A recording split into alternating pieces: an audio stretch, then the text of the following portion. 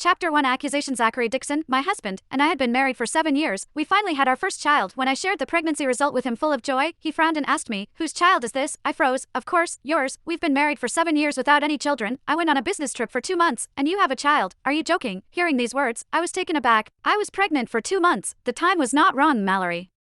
Zachary's mother sneered on the side. "That's why you often go out at night. You are having an affair with another man." I often went out at night because I worked overtime. I was so angry that I almost lost my cool in the end. I told him, "If you don't believe me, then we'll go for a paternity test." Unexpectedly, Zachary agreed. I was so disappointed in him that I returned to my parents' home after the test. The result would come out in 3 days. Zachary and I agreed to go to the hospital together. If the child was his, he would apologize to me. If it was not, he would divorce me, and I must leave the house. In these 3 days, Zachary had not contacted me. I was so sad that I told my mother, Kirsten, that when the result came out, I would abort the baby and divorce him. She advised me to give him a chance. She said, "Zachary loves you. You haven't had a child for so long, and he hasn't said anything. It's normal to be suspicious when you suddenly have one. Wait and see. When the result comes out, Zachary will apologize to you." She was right. Although Zachary was a bit grumpy, he loved me. I decided to listen to my mom and give him another chance. The day the result came out, I slept through it. When I was ready to go out, the doorbell rang. It was Zachary standing outside. I thought that he had come to pick me up after getting the result. He was going to apologize for his mistake. I asked, "Zachary, have you read the result?" I didn't even finish my words. Zachary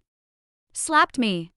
He used all his strength. I felt dizzy, blood came out of my mouth, and a buzzing sound arose from my ears. I raised my head and looked at him incredulously. "Zachary, you're crazy," I shouted. There came a slapping sound. He slapped me again. I took a few steps back and fell straight to the ground. My whole body touched the table. Bam! The things on the table fell all over the place. The sound attracted my mom, who was in the bedroom. She ran out screaming and hurriedly helped me up. My mom shouted, "Zachary, how could you hit your wife? She deserves it." Zachary's eyes were red. He picked up the tissue box on the table and threw it toward me. "Liliana, you cheat on me. I'll beat you to death, you bitch." Watching the tissue box fly over, I pulled my mom to the side. What did Zachary mean by this? Could the result show that the child was not his? I said, "I've never had another man. There must be some misunderstanding here." Misunderstanding? Zachary gritted his teeth, took out his phone, and threw it toward me. "See, there is no bullshit misunderstanding." Chapter 2 The panties. I picked up Zachary's phone and took a look on the phone. It was a chat record with Joyce Underwood. Zachary had a college friend named Manuel Houston. Joyce, Manuel's wife, and I had met a few times and were considered friends. Joyce said that Manuel and I were dating. Zachary at first did not believe it, until Joyce sent a photo. It was a photo of erotic panties. The panties looked familiar to me. I had worn them that night before Zachary went on a business trip. I thought this might be a misunderstanding. I explained, "Zachary, these are not my panties." Hearing this, he instead became even more angry. He walked over and snatched his phone, tapping on it twice. Then he grabbed my hair and stuck the phone directly to my eyes. "Take a good look again. If this isn't yours, whose is it?" There was another picture. One side of the panties had the words Zachary exclusive. My brain buzzed,